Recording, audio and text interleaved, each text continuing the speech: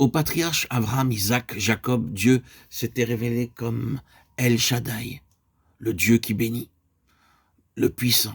Maintenant, il se révèle à Israël comme « Je suis l'Éternel », Adnout, Yahweh, le Dieu juste, celui qui juge le péché, parce qu'il est le juste et le saint. Dieu transmet à son fidèle serviteur Moïse un message plus précis pour son peuple opprimé, message où à cette reprise il affirme sa volonté de délivrance et de bénédiction, la volonté de celui qui est l'alpha et l'oméga, l'Éternel. Moïse retourna donc vers le peuple avec la grande charte de la délivrance promise. Toutefois, Israël était dans une si grande angoisse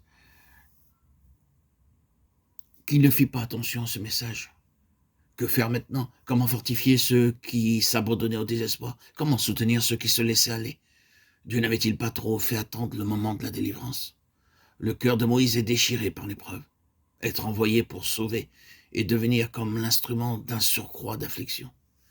Quelle foi puissante il fallut pour traverser victorieusement cette période douloureuse. Une foi comme celle du Seigneur Jésus restant encore 2 jours éloigné, alors qu'il savait que Lazare était gravement malade. Il y a bien quelque chose de la communion de ces souffrances pour l'ouvrier qui doit attendre l'heure de Dieu et rester dans le silence, témoin insensible et impuissant en apparence de l'agonie d'âme de ceux qui traversent la fournaise. Leur avoir apporté le message de délivrance et, à cause de cela, les voir plonger dans la douleur. Cependant, devoir attendre.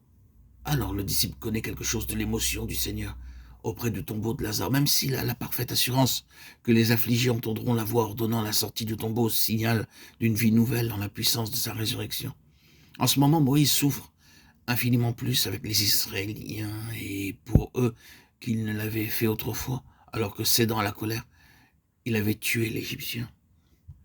Devenu méditatif, silencieux, il a une capacité de souffrance plus grande, et le cruel esclavage où il voit ses frères plongés jette comme un voile de deuil sur son cœur. Aussi, quand il reçoit à nouveau l'ordre de se rendre chez Pharaon, il répond à Dieu, « Voici, les enfants d'Israël ne m'ont pas écouté. Comment Pharaon m'écoutera-t-il » Exode 6, 12.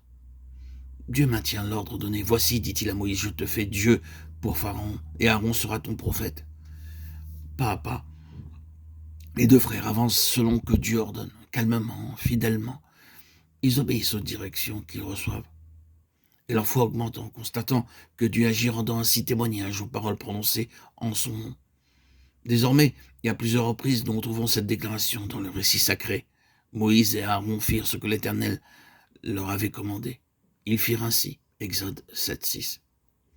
La première manifestation de la puissance divine en ces instruments, ce fut la verge changée en serpent. Miracle que Dieu avait déjà donné à Moïse le jour qu'il l'appela. À mesure que la foi des instruments choisis augmente, la grandeur des prodiges augmente aussi.